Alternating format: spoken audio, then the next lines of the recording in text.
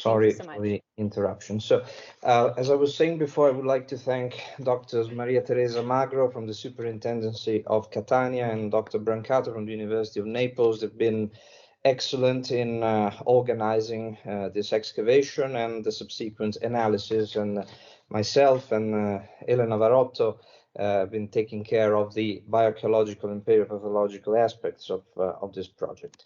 So here we're talking about the site of Contrada Pianotta di Calatabiano in the province of Catania. So we're talking about eastern Sicily. And in antiquity, this was a fertile, water-rich land located along the Via Pompeia that connected Messina to Syracuse. So it was a very important area in classical antiquity, and this area was ideal for intensive agricultural exploitation. In the 1990s, this region was subjected to an early archaeological investigation that brought to light the ruins of the baths of a mid-imperial era built villa, whose stratigraphy dated to the ultimate abandonment of the site to the end of the 5th century AD. Subsequently, between 2014 and 2015, the excavation of the necropolis was carried out in an area that extends immediately north of the mouth of the river Fiumefreddo. So you can see here the area we're talking about and its proximity to the sea. The very existence of a monumental necropolis was clarified through the excavation of trenches 1 and 2, which highlighted that the tombs that were found in this area were aligned and orientated along a north-south axis. The sepulchral structure demonstrated in Trench 1 is similar to a monumental typology attested in numerous imperial era suburban contexts in Italy and Sicily. In particular, the building is akin to the type of numerous tombs investigated in 1959 in the northern cemetery of Catania, which allowed for additional comparisons. In Trench 2, the remains of a nucleus made in Opus Caementicium were found. These belong to a huge building reminiscent of the podium-type tomb. This is a further indication, in general terms, of the wealthy commission for this site, probably from the owner, at the time would be called Dominus, of the nearby villa. The excavation of this necropolis yielded 8 inhumation burials with a total of 25 individuals, as we shall see in a moment. I would just like to recall that several methodologies were applied, high-end methodologies in archaeological sciences. So beyond direct and indirect surveying, the use of drones, so proximity remote sensing, and then anthropological analysis and paleofaunal analysis. And I would like to stress how this study is still ongoing, and we are hoping to have more data and more publications are being prepared, although some have already been issued with a focus on archaeology and paleopathology, respectively. So here you can see more aerial views of this site. So here you can see survey 2 and some images of the excavation. So here we are in 2014, and here you can see further elements of these tombs and the drawings. And of course, my colleagues can provide more details, and I can show you some of the publications later on in the bibliography to this talk. As far as the bioarchaeological assessment is concerned, we can say that the population of Pianotta consists of 25 individuals in total. Hence, it can be inferred from the demographic data that the age distribution is mostly in favor of non-adults, so from 0 to 19 years old, constituting 52% of the entire population sample. The highest peak is in the perinatal to 6 years of age group, with 8 out of 25 individuals, 32% in total. This is followed by young adults in the 20 to 29 age range, 36%, and adults in the 30 to 39 age group, 12%. The highest age detected is in the 35 to 40 age group, so 8% of the whole sample of this population. So the sex ratio is in favor of the male sex, and here you see all the details from the minimum number of individuals, sex, age, and death, and the range for age of death for each tomb. Here you can see a graph with the demography that I've just explained. And from a taphonomical perspective, we can say that the examination of the material revealed the presence of multiple secondary inhumation within graves 1 to 7 in a very poor state of preservation. It is indeed a highly fragmented sample, and very few cases could yield informative data on the whole individual.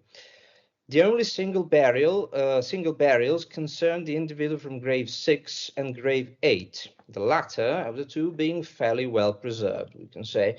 The action of taphonomic agents strongly affected the state of preservation of the remains, in particular the sandy nature of the soil, anthropogenic activity, violations, accidental causes, and phenomena linked to modern-day agriculture and so forth, as well as animal action. So we could find puncture marks, gnawing marks, and so forth. Just as an aside comment, a lot of people ask me, what is the typical taphonomy of Sicily? There is no such thing. Each region of Sicily, each area and context has its own peculiar taphonomy. In this case, it was not very good site-wise for the preservation of the bones.